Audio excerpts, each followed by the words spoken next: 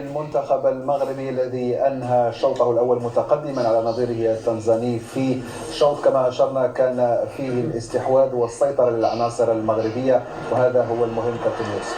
صحيح، هو شوط جيد. شوط 45 دقيقة خلقنا فيها تقريبا 3-4 فرص، سجلنا هدف من كرة ثابتة، متابعة جيدة للاعب سايس، هدف ربما عطى ثقة أكثر للمجموعة.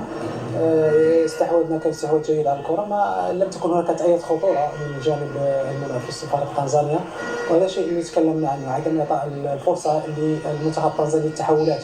شاهدنا فريق المنتخب المغربي تقريبا يلعب في نصف الملعب مستحوذ ينتظر الفرصة، الأطراف كانوا هي الحل دائما، الزلزولي في الجهة اليسرى وحتى اللاعب زياش في الجهة اليمنى. وسط الملعب يمكن المناحي يتحرك بشكل أفضل، ما شاهدناش عبد الله لأن كانت هناك دائما لم تكن هناك مساحات. يمكن كذلك اللاعب المصري كان ممكن يسجل الهدف الأول، كانت أول فرصة بعد كرة جيدة من زياش الزلزولي. نعم، من هذا اللاعب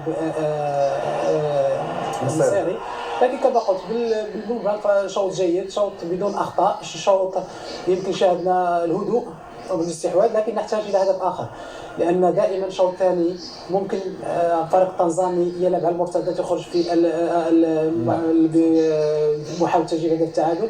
أنا يمكن نشوف أن وليد ممكن بعد 10 دقائق ربع ساعة ممكن يعطي فرصة للاعبين آخرين مثل حارث، لأنه يقدم شوط جيد، المباراة جيدة، يلعب تحت الضغط في المساحات الضيقة، بالإضافة كما قلت إلى يمكن عاد لما كان بعض الأحيان زياش حسينا أنه بدأ بدنيا. سنتحدث عن التغييرات الممكنة التي يمكن أن تعطي الإضافة للمنتخب المغربي في الشوط الثاني. كابتن عزيز، واضح أن هناك تركيز على الجهة اليمنى، جهة حكيمي مع زياش، انتظار تلك الثلاثيات التي شاهدناها في كأس العالم.